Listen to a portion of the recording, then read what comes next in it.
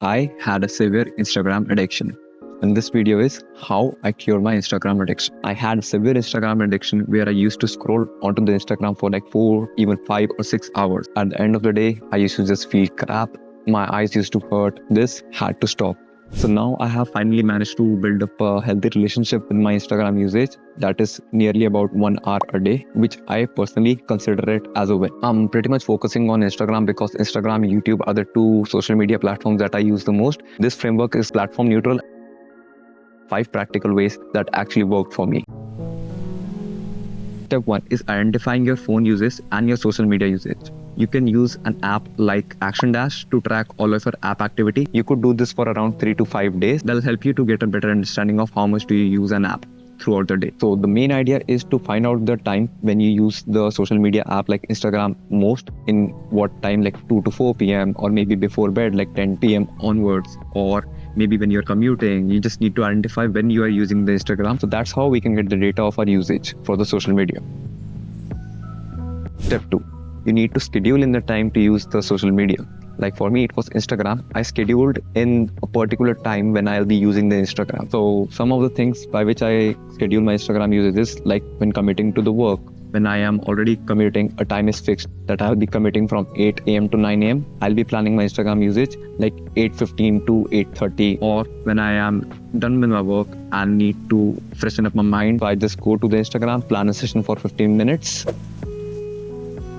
Maintain a session and a daily limit. Now, since you already have the data at the time you use the Instagram, and since you have already planned the time that you'll be using the Instagram, you should rather have some session limits and daily limits. For me, personally, a session limit is from 10 to 15 minutes and a daily limit is of 1 hour. So initially, I was scrolling for 4 hours. I needed to reduce it. But what I did was, from 4 hours, I went to 3. Then from 3, I went to 2.5, 2.5 to 1.5. And then I reduced it to 1. So it is an iterative process which will take time, but you guys would be able to figure it out once you have the data. So you can absolutely take it up to your own pace, like scheduling in whatever time you like and using it whenever you like.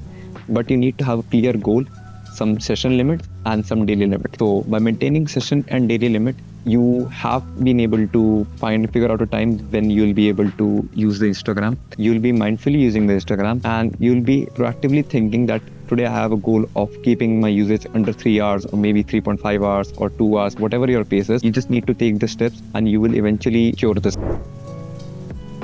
Step 4. Plan other activities at the time when you are most likely to use the Instagram. For me, it was just after waking up or before going to the bed. So what I did was, after waking up, I freshened up.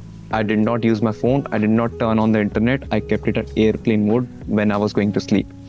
Then when I wake up, I used to perform my morning routine, do some yoga, and then I maybe turn to my phone. And when I was going to the bed, I would just simply put my phone on the airplane mode, take out a book, maybe read a page or two, and by the time I am sleeping. If you are a morning person, if you like to scroll the Instagram early in the morning, what I would recommend is get up at the time, whatever you do, just don't turn on the internet. Give yourself an hour or two if you can afford to give yourself an hour or two, which you should. Once the internet is not on and all those beeps and things are not coming, just practice some yoga, maybe go out for a walk, just do your daily routine. If you have work or school, just get ready by then. What we are trying to achieve is find the triggers, work on them, plan some other activity on those trigger times. Another example would be like for me, I like to study Japanese. So whenever I had that Instagram trigger addiction usage popping up inside my head, I simply used to go onto this language exchange app and I simply used to talk with my Japanese friends or maybe get to my kanji reading. You can easily plan any of the stuff that you like. Trust me, it's way better than doom scrolling over the social media or Instagram. Point 5, dealing with the triggers. So now you have the data, you have scheduling the time, you have scheduling some other activities, you notice your triggers. What you need to do is fight those triggers. Rather than fighting, you need to cope up and beat those triggers down.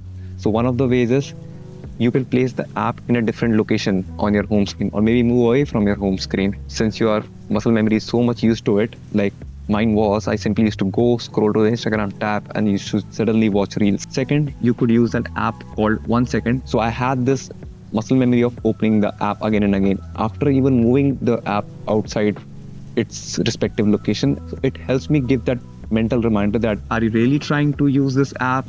So I used to simply swipe away from it. So yeah, these were some practical ways that I wanted to share with you guys that helped me build a better relationship with social media usage. In my case, it was Instagram, and in your case, it could be something else. I understand it could be difficult, but this battle must be won and you should have the control over your mind. If you like the video, you could consider watching this video that's on focus, and I will see you guys real soon.